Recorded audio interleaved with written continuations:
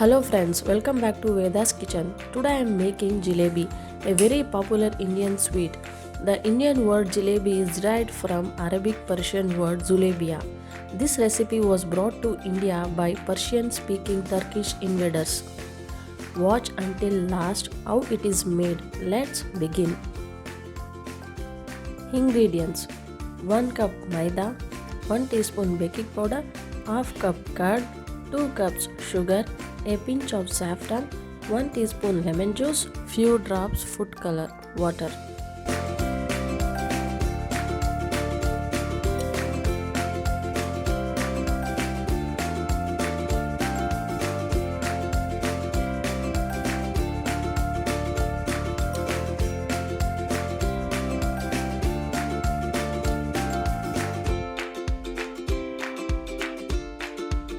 Share and subscribe. Press the bell icon for notifications. Enjoy the video.